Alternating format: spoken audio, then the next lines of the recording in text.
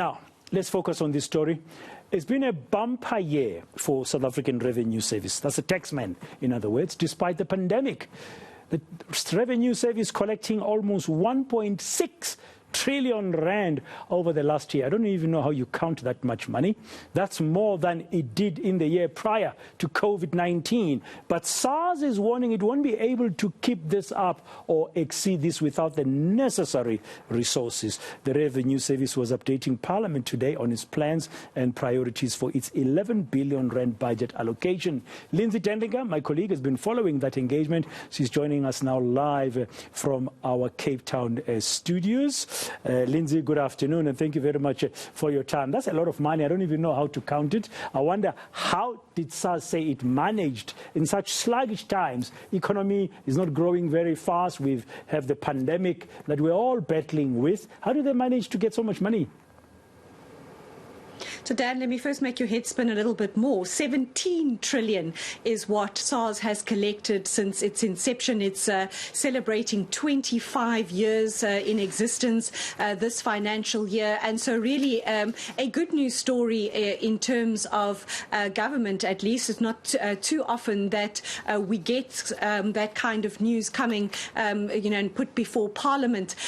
But in answer to your question, how it's managed to do that in a year of a pandemic, yes, sure, there have been windfalls from the mining sector that performed better during this pandemic due to higher commodity prices. But by and large, Edward Kiswetter, the SARS commissioner, saying this is really down to his officials tightening the screws on tax evaders of all kinds, whether it be people who haven't been registered, people who haven't submitted returns from for years, those who actively dodge paying what's due to them, the tax that has not been paid due to PPE corruption during the pandemic. So billions and billions of rand really has been collected by officials due to tightening the screws on compliance and getting those who have been either dodging or slipping through the cracks to pay what is due to the taxman, collecting money that has been outstanding for years. And so that's really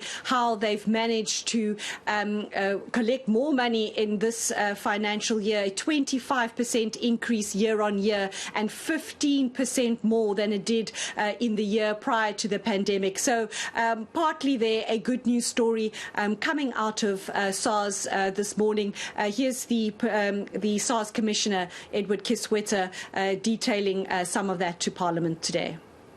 What is really remarkable and noteworthy is that not only have we had a year-on-year growth of 25%, but we've also grown by more than 15% against the pre-COVID year. This is what tax specialists would refer to as the tax buoyancy. This is the differential growth between the nominal economy and the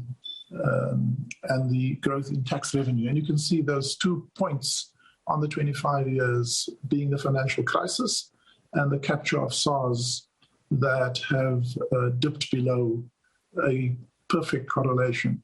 And then steadily, we are growing at a rate faster than the economy. And that's only true because of the focus on our compliance program. Well, it would be great if they could continue producing such results with so many zeros to their number. But SARS is warning, Lindsay, that it can't keep this up. Why? Mostly due to budgetary constraints. In this financial year, it will receive 11 billion rand from Treasury to carry out its programs, but it says that's at least 3 billion rand less than what it needs. It's warning it won't be able to pay increases to staff this year, and already a case is lodged with the CCMA, but really, Dan, to modernize the revenue service. Edward Kiswetter saying we are still a very long way off from the kinds of modern tax tax collection systems that we see around the world. There's a lack of integration with other government departments, and it really needs to do a lot more in terms of artificial intelligence and all kinds of other high-tech systems and structures that probably beyond our understanding of what they need to do to ensure that they collect more than they currently do. The economy aside, the taxman saying SARS is not responsible for growing the economy, but it certainly needs to broaden the tax base to meet the growing needs of a growing population. Just too much is expected from this existing tax base, but really it needs the money to employ thousands more staff. It has over 2,000 vacancies that for which there's no funding for people that they need in those seats, and they also need to plan for the future. At least a third of their workforce will be eligible for retirement in 2 years' time. So that's also a concern as to how they're going to build and grow those skills, and to ensure that the Revenue Service not only continues doing what it is currently doing, but that it goes beyond that, and that it's on par with world-class tax revenue collection systems. Here's Edward Kiswetter again.